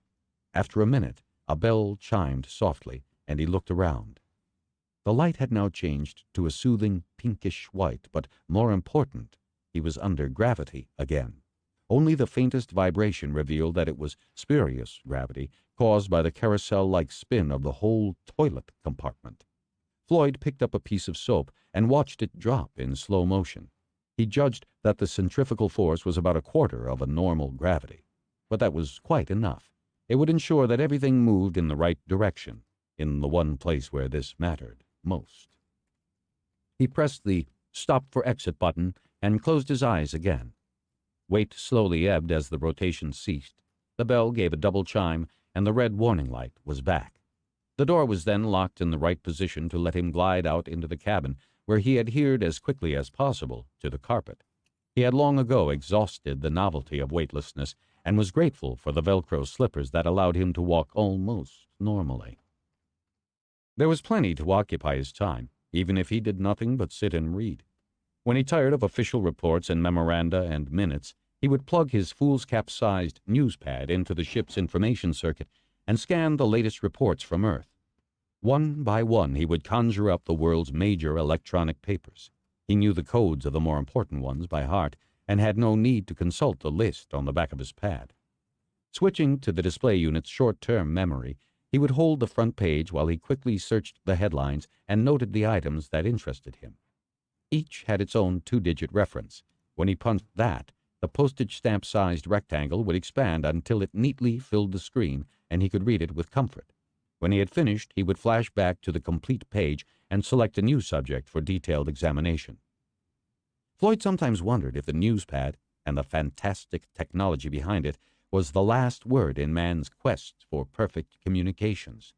Here he was, far out in space, speeding away from Earth at thousands of miles an hour, yet in a few milliseconds he could see the headlines of any newspaper he pleased. That very word, newspaper, of course, was an anachronistic hangover into the age of electronics. The text was updated automatically on every hour. If one read only the English versions, one could spend an entire lifetime doing nothing but absorbing the ever-changing flow of information from the news satellites. It was hard to imagine how the system could be improved or made more convenient. But sooner or later, Floyd guessed, it would pass away, to be replaced by something as unimaginable as the newspad itself would have been to Caxton or Gutenberg. There was another thought which a scanning of those tiny electronic headlines often invoked. The more wonderful the means of communication, the more trivial, tawdry, or depressing its contents seemed to be. Accidents, crimes, natural and man-made disasters, threats of conflict, gloomy editorials, these still seemed to be the main concern of the millions of words being sprayed into the ether. Yet Floyd also wondered if this was altogether a bad thing. The newspapers of Utopia, he had long ago decided, would be terribly dull. From time to time, the captain and the other members of the crew came into the cabin and exchanged a few words with him. They treated their distinguished passenger with awe, and were doubtless burning with curiosity about his mission, but were too polite to ask any questions or even to drop any hints. Only the charming little stewardess seemed completely at ease in his presence. As Floyd quickly discovered, she came from Bali, and had carried beyond the atmosphere some of the grace and mystery of that still largely unspoiled island. One of his strangest and most enchanting memories of the entire trip was her zero-gravity demonstration of some classical Balinese dance movements, with the lovely blue-green crescent of the waning earth as a backdrop. There was one sleep period when the main cabin lights were switched off, and Floyd fastened down his arms and legs with the elastic sheets that would prevent him from drifting away into space. It seemed a crude arrangement, but here in zero gravity his unpadded couch was more comfortable than the most luxurious mattress on earth. When he had strapped himself in, Floyd dozed off quickly enough, but woke up once in a drowsy, half-conscious condition to be completely baffled by his strange surroundings. For a moment he thought that he was in the middle of some dimly lit Chinese lantern. The faint glow from the other cubicles around him gave that impression. Then he said to himself, firmly and successfully, "Go to sleep, boy. This is just an ordinary moon shuttle." When he awoke, the moon had swallowed up half the sky, and the braking maneuvers were about to begin. The wide arc of windows set in the curving wall of the passenger section now looked out onto the open sky, not the approaching globe, so he moved into the control cabin. Here, on the rear-view TV screen, he could watch the final stages of the descent. The approaching lunar mountains were utterly unlike those of Earth. They lacked the dazzling caps of snow, the green, close-fitting garments of vegetation, the moving crowns of cloud. Nevertheless, the fierce contrasts of light and shadow gave them a strange beauty of their own. The laws of earthly aesthetics did not apply here. This world had been shaped and molded by other than terrestrial forces, operating over eons of time unknown to the young, verdant Earth, with its fleeting ice ages, its swiftly rising and falling seas, its mountain ranges dissolving like mists before the dawn. Here was age inconceivable, but not death, for the moon had never lived. Until now. The descending ship was poised almost above the line dividing night from day, and directly below was a chaos of jagged shadows and brilliant isolated peaks catching the first light of the slow lunar dawn. That would be a fearful place to attempt a landing, even with all possible electronic aids, but they were slowly drifting away from it toward the night side of the moon. Then Floyd saw, as his eyes grew more accustomed to the fainter illumination, that the night land was not wholly dark. It was aglow with a ghostly light, in which peaks and valleys and plains could be clearly seen. The earth, a giant moon to the moon, was flooding the land below with its radiance. On the pilot's panel, lights flashed above radar screens. Numbers came and went on computer displays, clocking off the distance of the approaching moon. They were still more than 1,000 miles away when weight returned as the jets began their gentle but steady deceleration. For ages, it seemed, the moon slowly expanded across the sky. The sun sank below the horizon, and at last a single giant crater filled the field of view. The shuttle was falling toward its central peaks, and suddenly Floyd noticed that near one of those peaks a brilliant light was flashing with a regular rhythm. It might have been an airport beacon back on Earth, and he stared at it with a tightening of the throat. It was proof that men had established another foothold on the moon. Now, the crater had expanded so much that its ramparts were slipping below the horizon, and the smaller craterlets that peppered its interior were beginning to disclose their real size. Some of these, tiny though they had seemed from far out in space, were miles across and could have swallowed whole cities. Under its automatic controls, the shuttle was sliding down the starlit sky toward that barren landscape glimmering in the light of the great gibbous earth. Now a voice was calling somewhere above the whistle of the jets and the electronic beepings that came and went through the cabin. Clavius Control to Special 14. You're coming in nicely. Please make manual check of landing gear lock, hydraulic pressure, shock pad inflation. The pilot pressed sundry switches, green lights flashed, and he called back. All manual checks completed. Landing gear lock, hydraulic pressure, shock pad okay. Confirmed, said the moon, and the descent continued wordlessly. Though there was still plenty of talking, it was all being done by machines, flashing binary impulses to one another at 1,000 times the rate their slow-thinking makers could communicate. Some of the mountain peaks were already towering above the shuttle. Now the ground was only a few thousand feet away, and the beacon light was a brilliant star, flashing steadily above a group of low buildings and odd vehicles. In the final stage of the descent, the jets seemed to be playing some strange tune. They pulsed on and off, making the last fine adjustments to the thrust. Abruptly, a swirling cloud of dust hid everything. The jets gave one final spurt, and the shuttle rocked very slightly, like a rowboat when a small wave goes by. It was some minutes before Floyd could really accept the silence that now enfolded him and the weak gravity that gripped his limbs. He had made, utterly without incident and in little more than one day, the incredible journey of which men had dreamed for 2,000 years. After a normal, routine flight, he had landed on the moon.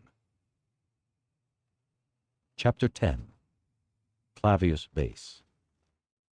Clavius, 150 miles in diameter, is the second largest crater on the visible face of the moon and lies in the center of the southern highlands.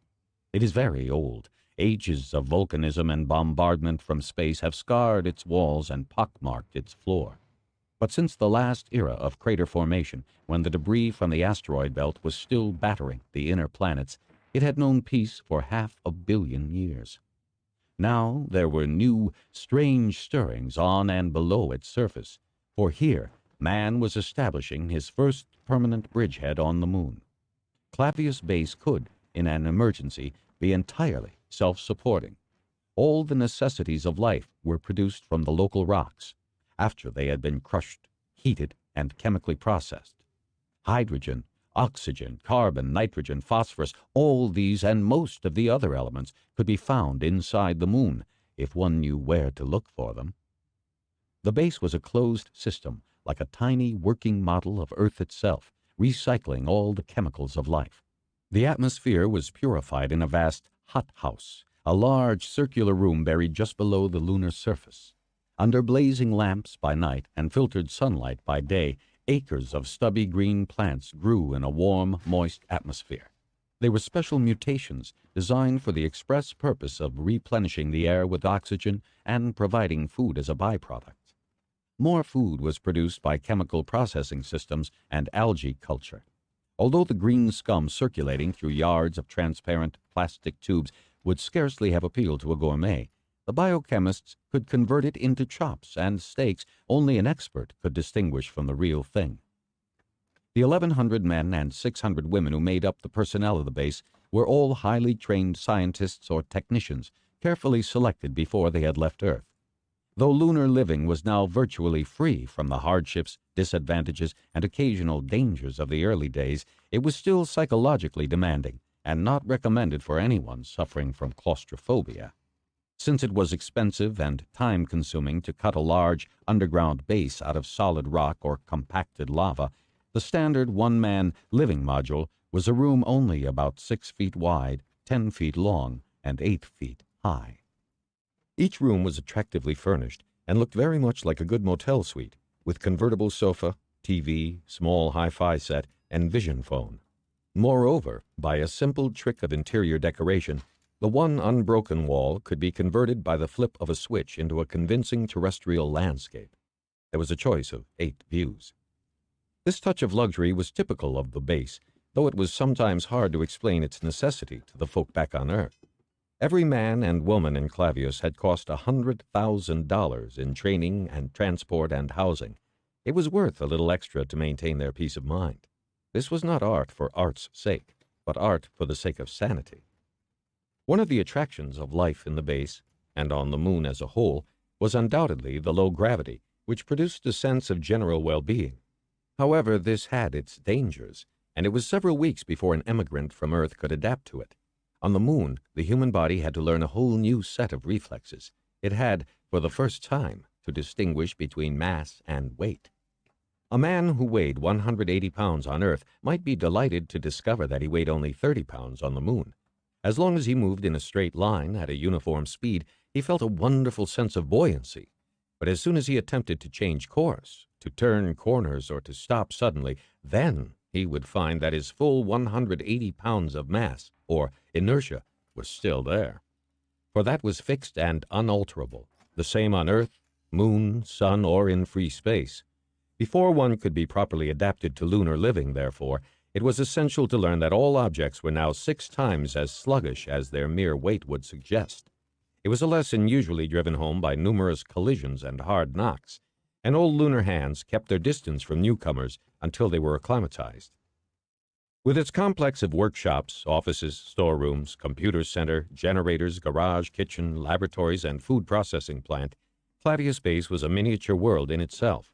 And ironically, many of the skills that had been used to build this underground empire had been developed during the half-century of the Cold War. Any man who had ever worked in a hardened missile site would have felt at home in Clavius. Here on the moon were the same arts and hardware of underground living and of protection against a hostile environment. But here they had been turned to the purposes of peace. After 10,000 years, man had at last found something as exciting as war. Unfortunately, not all nations had yet realized that fact. The mountains that had been so prominent just before landing had mysteriously disappeared, hidden from sight below the steeply curving lunar horizon.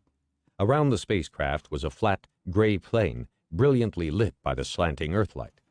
Although the sky was, of course, completely black, only the brighter stars and planets could be seen, unless the eyes were shaded from the surface glare. Several very odd vehicles were rolling up to the Ares 1B spaceship. Cranes, hoists, servicing trucks, some automatic, some operated by a driver in a small pressure cabin. Most of them moved on balloon tires, for this smooth, level plane posed no transportation difficulties. But one tanker rolled on the peculiar flex wheels, which had proved one of the best all-purpose ways of getting around on the moon. A series of flat plates arranged in a circle, each plate independently mounted and sprung, the flex wheel had many of the advantages of the caterpillar track from which it had evolved. It would adapt its shape and diameter to the terrain over which it was moving, and, unlike a caterpillar track, would continue to function even if a few sections were missing. A small bus with an extension tube like a stubby elephant trunk was now nuzzling affectionately up against the spacecraft. A few seconds later, there were bangings and bumpings from outside, followed by the sound of hissing air as connections were made and pressure was equalized. The inner door of the airlock opened, and the welcoming delegation entered. It was led by Ralph Halverson, the administrator of the Southern Province, which meant not only the base but also any exploring parties that operated from it. With him was his chief scientist, Dr. Roy Michaels, a grizzled little geophysicist whom Floyd knew from previous visits, and half a dozen senior scientists and executives. They greeted him with respectful relief. From the administrator downward, it was obvious that they looked forward to a chance of unloading some of their worries.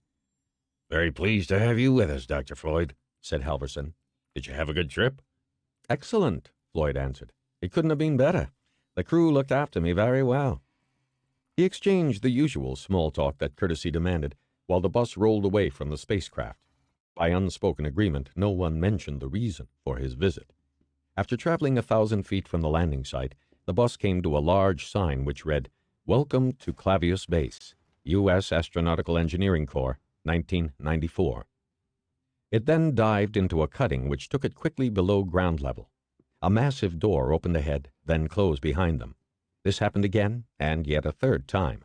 When the last door had closed, there was a great roaring of air, and they were back in atmosphere once more, in the shirt-sleeve environment of the base. After a short walk through a tunnel packed with pipes and cables and echoing hollowly with rhythmic thumpings and throbbings, they arrived in executive territory, and Floyd found himself back in the familiar environment of typewriters, office computers, girl assistants, wall charts, and ringing telephones. As they paused outside the door labeled Administrator, Halverson said diplomatically, Dr. Floyd and I will be along to the briefing room in a couple of minutes. The others nodded, made agreeable sounds, and drifted off down the corridor. But before Halverson could usher Floyd into his office, there was an interruption. The door opened, and a small figure hurled itself at the administrator. Daddy, you've been topside, and you promised to take me. Now, Diana, said Halverson with exasperated tenderness. I only said I'd take you if I could, but I've been very busy meeting Dr. Floyd. Shake hands with him. He's just come from Earth. The little girl, Floyd judged that she was about 8, extended a limp hand. Her face was vaguely familiar, and Floyd suddenly became aware that the administrator was looking at him with a quizzical smile. With a shock of recollection, he understood why. I don't believe it, he exclaimed. When I was here last, she was just a baby. She had her 4th birthday last week, Halverson answered proudly. Children grow fast in this low gravity, but they don't age so quickly. They'll live longer than we do. Floyd stared in fascination at the self-assured little lady, noting the graceful carriage and the unusually delicate bone structure. It's nice to meet you again, Diana, he said. Then something, perhaps sheer curiosity, perhaps politeness, impelled him to add, Would you like to go to Earth?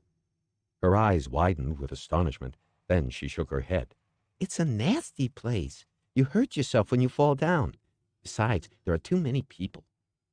So here, Floyd told himself, is the first generation of the space-born. There would be more of them in the years to come. Though there was sadness in this thought, there was also a great hope. When Earth was tamed and tranquil, and perhaps a little tired, there would still be scope for those who loved freedom, for the tough pioneers, the restless adventurers. But their tools would not be axe and gun and canoe and wagon. They would be nuclear power plant and plasma drive and hydroponic farm. The time was fast approaching when Earth, like all mothers, must say farewell to her children. With a mixture of threats and promises, Halverson managed to evict his determined offspring and led Floyd into the office. The administrator's suite was only about 15 feet square, but it managed to contain all the fittings and status symbols of the typical $50,000 a year head of a department. Signed photographs of important politicians, including the President of the United States and the Secretary General of the United Nations, adorned one wall, while signed photos of celebrated astronauts covered most of another. Floyd sank into a comfortable leather chair and was given a glass of sherry, courtesy of the Lunar Biochemical Labs. How's it going, Ralph? Floyd asked, sipping the drink with caution, then with approval. Not too bad, Halverson replied. However, there is something you'd better know about before you go in there. What is it? Well, I suppose you could describe it as a morale problem. Halverson sighed. Oh? It isn't serious yet, but it's getting there fast. The news blackout, Floyd said flatly. Right, Halverson replied. My people are getting very steamed up about it. After all, most of them have families back on Earth. They probably believe they're all dead of moon plague. I'm sorry about that, said Floyd, but no one could think of a better cover story, and so far it's worked. By the way, I met Moisevich at the space station, and even he bought it. Well, that should make security happy. Not too happy. He had heard of TMA-1. Rumors are beginning to leak out. But we just can't issue any statement until we know what the damn thing is, and whether our Chinese friends are behind it. Dr. Michaels thinks he has the answer to that. He's dying to tell you. Floyd drained his glass. And I'm dying to hear him. Let's go. Chapter 11. Anomaly.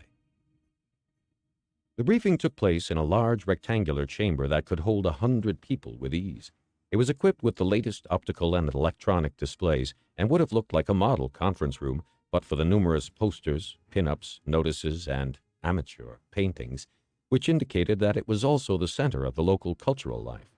Floyd was particularly struck by a collection of signs, obviously assembled with loving care, which carried such messages as, "Please keep off the grass," "No parking on even days," "Defense defumer," "To the beach," "Cattle crossing," "Soft shoulders," and "Do not feed the animals." If these were genuine, as they certainly appeared to be, their transportation from Earth had cost a small fortune. There was a touching defiance about them. On this hostile world, men could still joke about the things they had been forced to leave behind. and which their children would never miss. A crowd of 40 or 50 people was waiting for Floyd, and everyone rose politely as he entered behind the administrator. As he nodded at several familiar faces, Floyd whispered to Halverson, "I'd like to say a few words before the briefing." Floyd sat down in the front row while the administrator ascended the rostrum and looked round his audience. "Ladies and gentlemen," Halverson began, "I needn't tell you that this is a very important occasion. We are delighted to have Dr. Heywood Floyd with us. We all know him by reputation, and many of us are acquainted with him personally. He has just completed a special flight from Earth to be here, and before the briefing he has a few words for us. Dr. Floyd." Floyd walked to the rostrum amid a sprinkling of polite applause, surveyed the audience with a smile, and said, "Thank you. I only want to say this. The President has asked me to convey his appreciation of your outstanding work, which we hope the world will soon be able to recognize. I'm quite aware," he continued carefully, "that some of you, perhaps most of you, are anxious that the present veil of secrecy be withdrawn. You would not be scientists if you thought otherwise." He caught a glimpse of Dr. Michaels, whose face was creased in a slight frown which brought out a long scar down his right cheek, presumably the aftermath of some accident in space. The geologist, he was well aware, had been protesting vigorously against what he called this cops and robbers nonsense. "But I would remind you," Floyd continued, "that this is a quite extraordinary situation. We must be absolutely sure of our own facts. If we make errors now, there may be no second chance. So please be patient a little longer. Those are also the wishes of the President. That's all I have to say. Now I am ready for your report." He walked back to his seat. The administrator said, "Thank you very much, Dr. Floyd," and nodded rather brusquely to his chief scientist. On cue, Dr. Michaels walked up to the rostrum, and the lights faded out. A photograph of the moon flashed onto the screen. At the very center of the disk was a brilliant white crater ring from which a striking pattern of rays fanned out. It looked exactly as if someone had hurled a bag of flour at the face of the moon, and it had spattered out in all directions. "This is Tycho," said Michaels, pointing to the central crater. "On this vertical photograph, Tycho is even more conspicuous than when seen from Earth. Then it's rather near the edge of the moon. But observed from this viewpoint, looking straight down from 1,000 miles up, you'll see how it dominates an entire hemisphere." He let Floyd absorb this unfamiliar view of a familiar object, then continued. "During the past year, we have been conducting a magnetic survey of the region from a low-level satellite. It was completed only last month, and this is the result, the map that started all the trouble." Another picture flashed on the screen. It looked like a contour map, though it showed magnetic intensity, not heights above sea level. For the most part, the lines were roughly parallel and spaced well apart, but in one corner of the map, they became suddenly packed together to form a series of concentric circles, like a drawing of a knothole in a piece of wood. Even to an untrained eye, it was obvious that something peculiar had happened to the moon's magnetic field in this region, and in large letters across the bottom of the map were the words Tycho Magnetic Anomaly 1, TMA1. Stamped on the top right was classified. "At first we thought it might be an outcrop of magnetic rock, but all the geological evidence was against it, and not even a big nickel-iron meteorite could produce a field as intense as this, so we decided to have a look. The first party discovered nothing, just the usual level terrain, buried beneath a very thin layer of moon dust.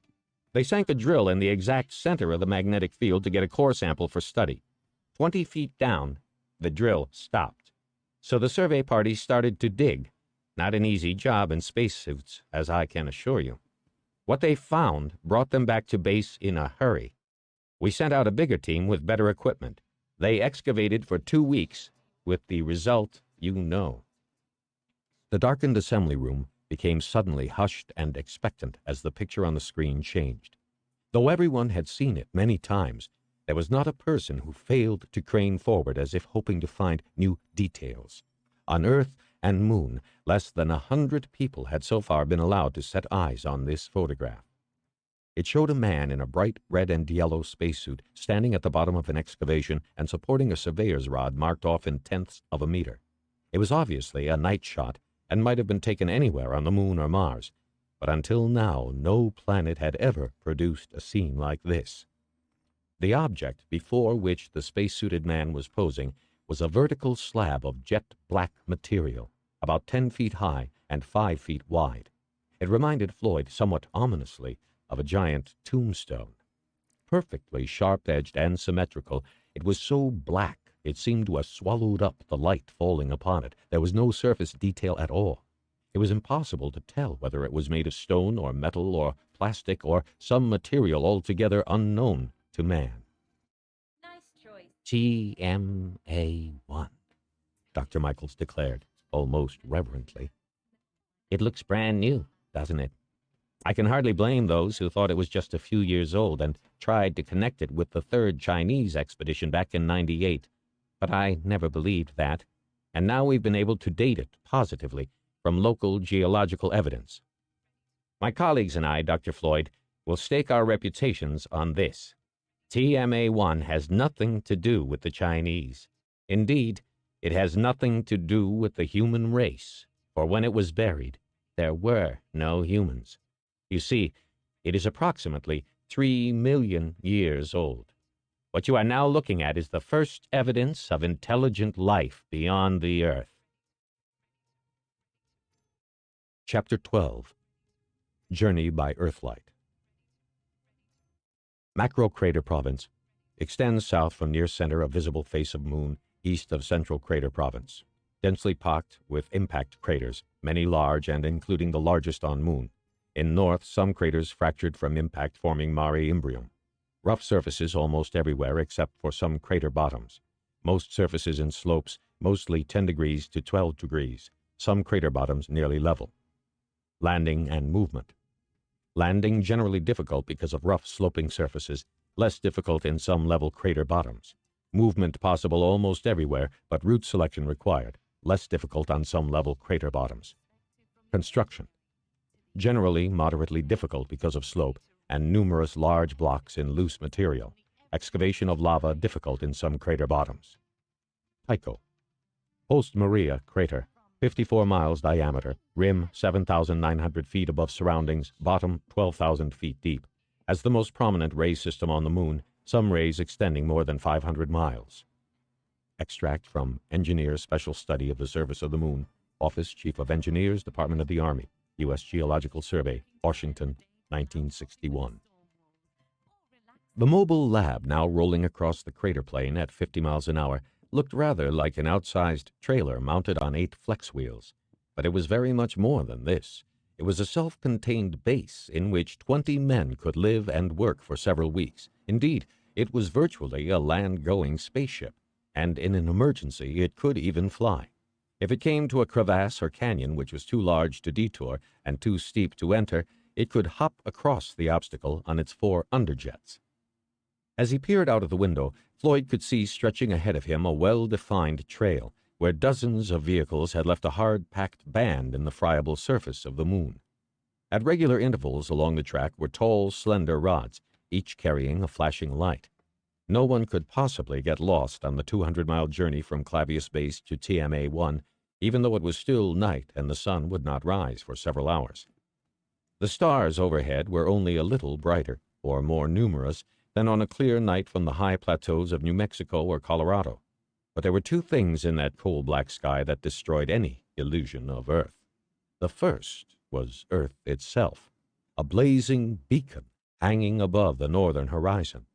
The light pouring down from the giant half-globe was dozens of times more brilliant than the full moon, and it covered all this land with a cold blue-green phosphorescence. The second celestial apparition was a faint, pearly cone of light slanting up the eastern sky. It became brighter and brighter toward the horizon, hinting of great fires just concealed below the edge of the moon. Here was a pale glory that no man had ever seen from Earth, save during the few moments of a total eclipse. It was the corona, harbinger of the lunar dawn, giving notice that before long the sun would smite this sleeping land. As he sat with Halverson and Michaels in the forward observation lounge, immediately beneath the driver's position, Floyd found his thoughts turning again and again to the 3 million year wide gulf that had just opened up before him. Like all scientifically literate men, he was used to considering far longer periods of time, but they had concerned only the movements of stars and the slow cycles of the inanimate universe. Mind or intelligence had not been involved. Those eons were empty of all that touched the emotions. 3 million years. The infinitely crowded panorama of written history, with its empires and its kings, its triumphs and its tragedies, covered barely 1,000th of this appalling span of time. Not only man himself, but most of the animals now alive on Earth did not even exist when this black enigma was so carefully buried here, in the most brilliant and most spectacular of all the craters of the moon. That it had been buried, and quite deliberately, Dr. Michaels was absolutely sure. At first, he explained, I rather hoped it might mark the site of some underground structure, but our latest excavations have eliminated that. It's sitting on a wide platform of the same black material with undisturbed rock beneath it. The creatures who designed it wanted to make sure it stayed put, barring major moonquakes. They were building for eternity. There was triumph and yet sadness in Michael's voice, and Floyd could share both emotions. At last, one of man's oldest questions had been answered. Here was the proof beyond all shadow of doubt that his was not the only intelligence that the universe had brought forth. But with that knowledge there came again an aching awareness of the immensity of time. Whatever had passed this way had missed mankind by 100,000 generations. Perhaps, Floyd told himself, it was just as well.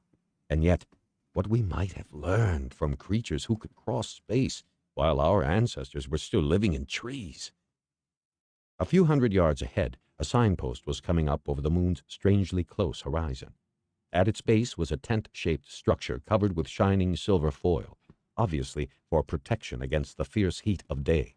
As the bus rolled by, Floyd was able to read in the brilliant earthlight, Emergency Depot Number 3, 20 kilos locks, 10 kilos water, 20 food packs, MK4, 1 tool kit Type B, 1 suit repair outfit, telephone. Have you thought of that? Asked Floyd, pointing out of the window. Suppose the thing's a supply cache, left behind by an expedition that never returned. It's a possibility, admitted Michaels. That magnetic field certainly labeled its position so that it could be easily found, but it's rather small. It couldn't hold much in the way of supplies. Why not? Interjected Halverson. Who knows how big they were? Perhaps they were only 6 inches tall, which would make the thing 20 or 30 stories high. Michaels shook his head. Out of the question, he protested. You can't have very small, intelligent creatures. You need a minimum brain size. Michaels and Halverson, Floyd had noticed, usually took opposing viewpoints. Yet there appeared to be little personal hostility or friction between them. They seemed to respect each other and simply agreed to disagree. There was certainly little agreement anywhere about the nature of TMA-1, or the Tycho monolith, as some preferred to call it, retaining part of the abbreviation. In the 6 hours since he had landed on the moon, Floyd had heard a dozen theories, but had committed himself to none. Shrine, survey marker, tomb, geophysical instrument, these were perhaps the favorite suggestions, and some of the protagonists grew very heated in their defense. A good many bets had already been placed, and a lot of money would change hands when the truth was finally known, if indeed it ever was. So far, the hard, black material of the slab had resisted all the rather mild attempts that Michaels and his colleagues had made to obtain samples. They had no doubt that a laser beam would cut into it, for surely nothing could resist that frightful concentration of energy. But the decision to employ such violent measures would be left to Floyd. He had already decided that X-rays, sonic probes, neutron beams, and all other non-destructive means of investigation would be brought into play before he called up the heavy artillery of the laser. It was the mark of a barbarian to destroy something one could not understand. But perhaps men were barbarians, beside the creatures who had made this thing. And where could they have come from? The moon itself? No, that was utterly impossible. If there had ever been indigenous life on this barren world, it had been destroyed during the last crater-forming epoch, when most of the lunar surface was white-hot. Earth? Very unlikely, though perhaps not quite impossible. Any advanced terrestrial civilization, presumably a non-human one, back in the Pleistocene era, would have left many other traces of its existence. We would have known all about it, thought Floyd, long before we got to the moon. That left two alternatives: the planets and the stars. Yet all the evidence was against intelligent life elsewhere in the solar system, or indeed life of any kind except on Earth and Mars. The inner planets were too hot, the outer ones far too cold, unless one descended into their atmosphere to depths where the pressures amounted to hundreds of tons to the square inch. So perhaps these visitors had come from the stars. Yet that was even more incredible. As he looked up at the constellations strewn across the ebon lunar sky, Floyd remembered how often his fellow scientists had proved that interstellar travel was impossible. The journey from Earth to Moon was still fairly impressive, but the very nearest star was 100 million times more distant. Speculation was a waste of time. He must wait until there was more evidence. Please fasten your seat belts and secure all loose objects. 40-degree slope approaching. Two marker posts with winking lights had appeared on the horizon, and the bus was steering between them. Floyd had barely adjusted his straps when the vehicle slowly edged itself over the brink of a really terrifying incline and began to descend a long, rubble-covered slope as steep as the roof of a house. The slanting earthlight, coming from behind them, now gave very little illumination, and the bus's own floodlights had been switched on. Many years ago, Floyd had stood on the lip of Vesuvius, staring into the crater. He could easily imagine that he was now driving down into it, and the sensation was not a very pleasant one. They were descending one of the inner terraces of Tycho, and it leveled out again some 1,000 feet below. As they crawled down the slope, Michaels pointed out across the great expanse of plain now spread out beneath them. "There they are," he exclaimed.